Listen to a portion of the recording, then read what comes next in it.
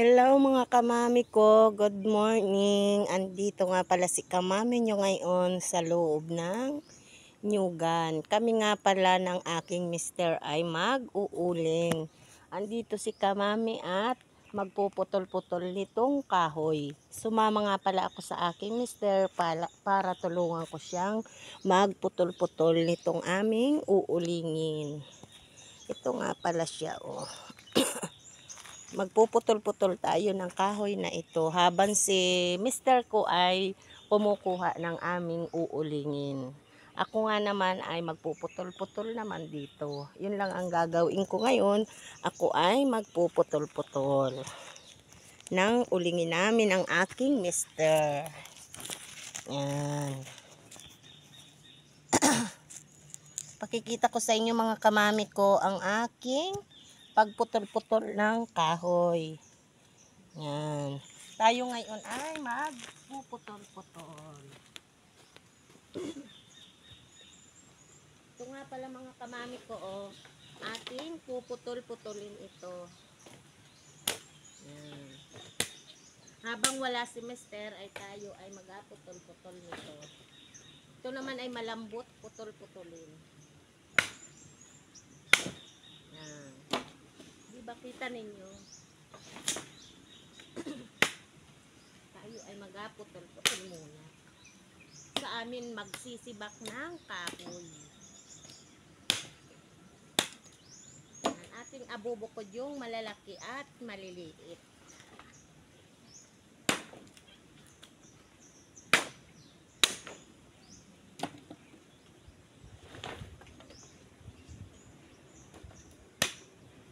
Ito mga kamami ko, oh.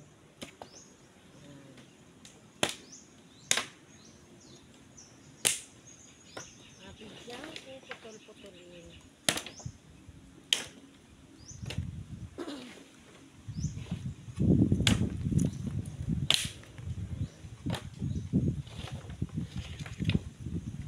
Tayo nga pala ay mag-uuling para tayo ay may pambili at pambili ng isda.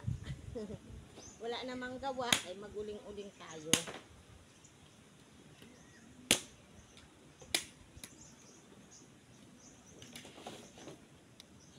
Ito mga kamami kong mga kahoy na ito ay mga binunga at saka ano yan. Yan ay binunga at ang tawag nito binunga pala at saka ang tawag niyan yung akasya.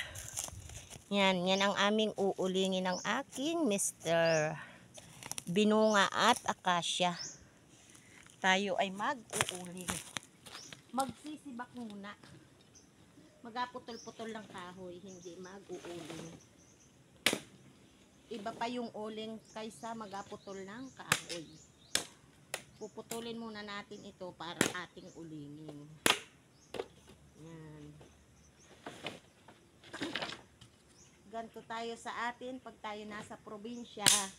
Tayo pag minsan ay tutulong sa ating mga asawa. Kaya naman natin ito. Kaya naman ako mga kamami ko ay tumutulong sa aking mister. Madali naman trabaho. Mahirap lang higitin.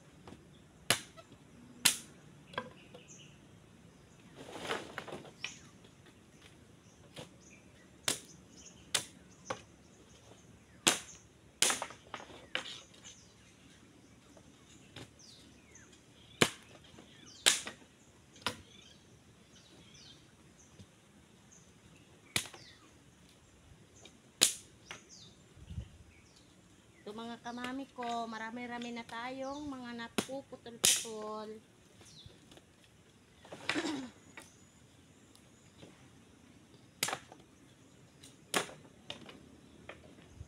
Malambot naman yung kahoy, putol-putulin. Tapos matalas din yung aking itak. Ayan.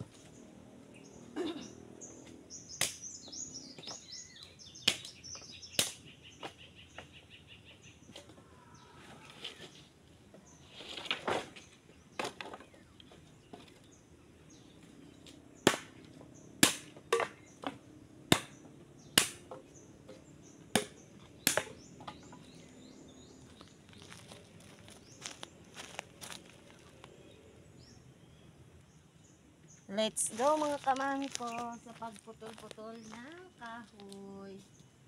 Nandito nga pala si kamami, nagaputol-putol pa.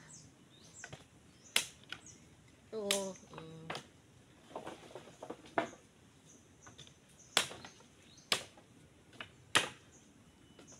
Ayan na ang aking commander.